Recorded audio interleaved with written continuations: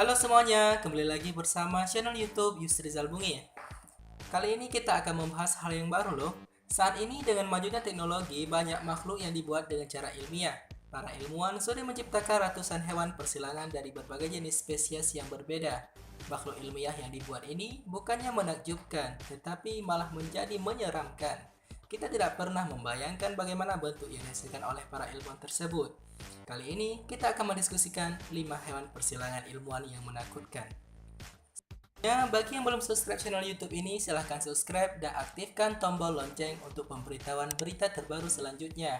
Dan jangan lupa like video ini dan berikan komentar Anda di kolom komentar dengan masukan yang memberi support kepada kami agar terus menciptakan video-video selanjutnya.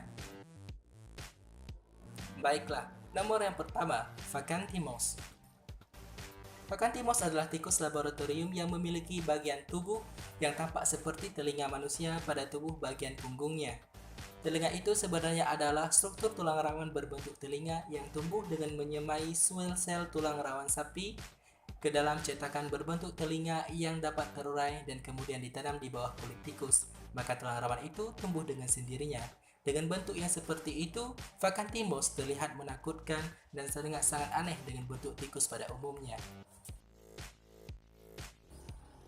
Bollworm pink. Bollworm pink berasal dari Asia, tetapi telah menjadi spesies invasif di sebagian besar daerah penghasil kapas di dunia. Ini adalah spesies berbahaya yang merusak ladang petani kapas, dan saat ini bollworm pink sudah menyebar ke seluruh perkebunan kapas di dunia. Bollworm pink merupakan hama yang paling dibenci oleh petani kapas seluruh dunia.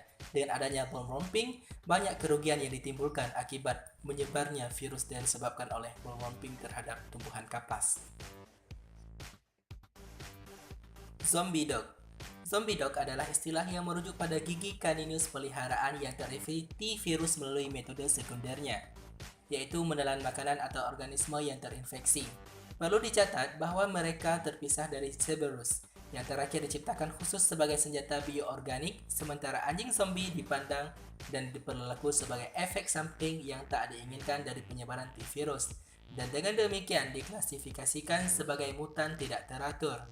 Dulunya kita mendengar zombie hanya sekedar imajinasi di sebuah televisi film. Sekarang zombie dog sudah hadir di dunia nyata yang menyebabkan virus yang dapat menakutkan. Para ilmuwan telah merilis foto-foto beberapa kepala anjing yang telah mereka selamatkan selama beberapa jam setelah kematian.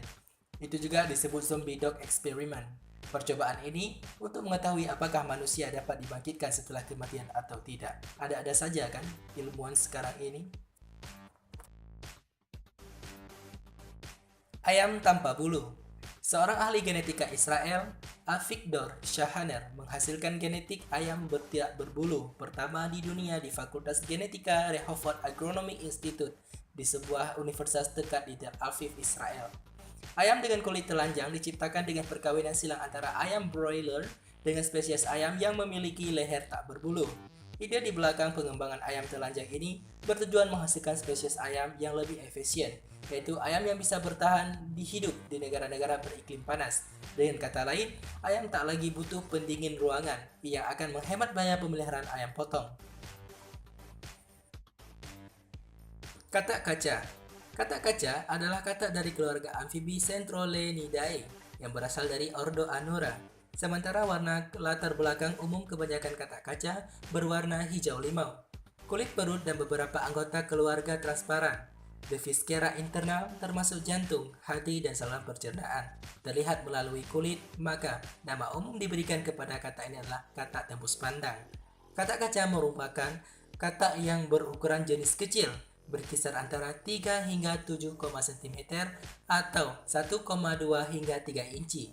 Mereka berwarna hijau di sebagian besar tubuh mereka, kecuali kulit di sepanjang permukaan bawah tubuh yang nampak transparan, sehingga organ tubuh bagian dalamnya terlihat jernih ke bagian luar.